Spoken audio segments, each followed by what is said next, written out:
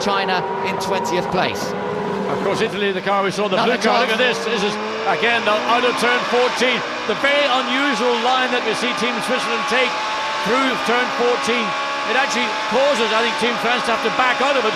Now that, I think, might be a bit of clever driving on the part of Switzerland, but basically, I think he hasn't got that much grip. Here's a chance for France as they come out of turn 15. He's got to get himself into position under acceleration. He should accelerate that little bit quicker than Switzerland's able to do, but the gap once again opens up fractionally.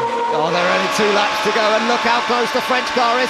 Jani holds it tight to the inside. France is going to have to try and go around the outside. Can he do it? Right round the outside into turn 1. There's not much grip up there, and Jani played that cleverly, held the inside line, said you can try the outside if you want to, and Premat tried it, but he found no grip.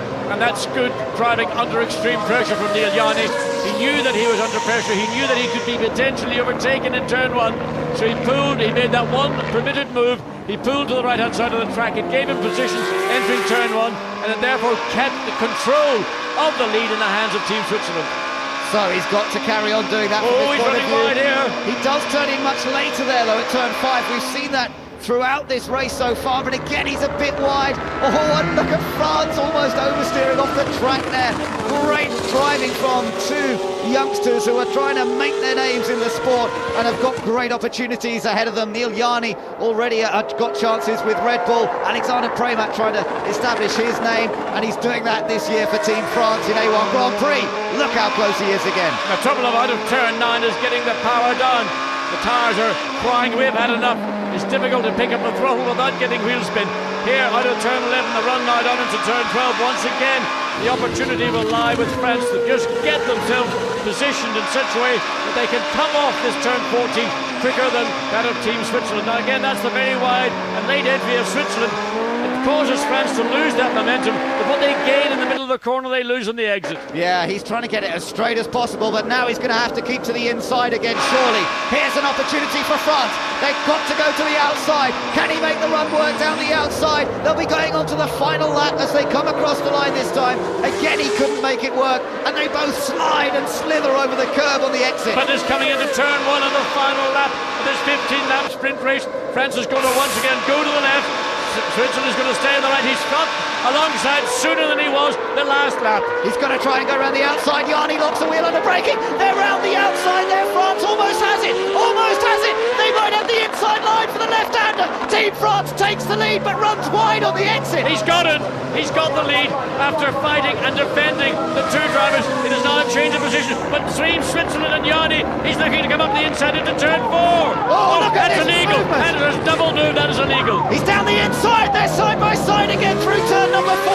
But now France has the inside line for the next left-hander. I think that France could be penalised. They made a double move, an aggressive double move. They moved first to the right to defend it, very aggressively back to the left. Race director Tim Schenken, I hope you're watching the screen. Well, I'm sure he is. Everyone's fixed to the screen at the moment to see whether Switzerland can come back at France here, because France have managed to fight their way through into the lead of this race in the final lap, and now beginning to just ease away from Switzerland. It doesn't look as though Jani's got anything left here to try and re-challenge. He did have another go, but now Alexander Premat is definitely pulling away. France are on for their 7th successive win in A1 Grand Prix, but boy has he had to fight for it. He had to fight for it. He did fight for it. He showed the spirit you'd expect from a racing driver. But I still contend that that manoeuvre, that second manoeuvre to block going into turn 4 might be one too many.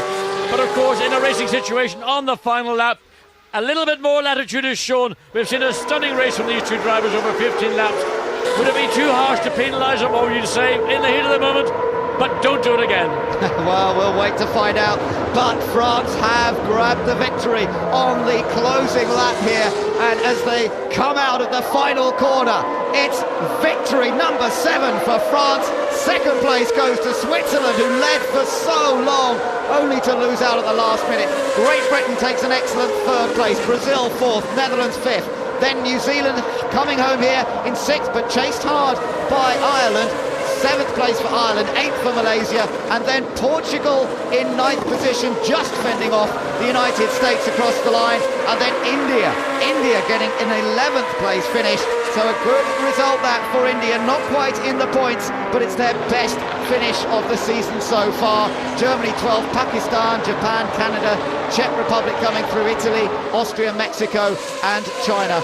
But the French team, well, they can't quite believe it. The sense of relief down there, the smiles on the faces. Nicolas Lapierre there looks delighted with the headphones on. A1 Premat fought his way. He didn't get a particularly good start, a good first lap, but he fought his way past Great Britain and finally found a way past Switzerland on that last lap. Well, Switzerland for the last 5 laps had really been struggling. They were slow out of turn 14. They had to defend into turn 15, and once again going through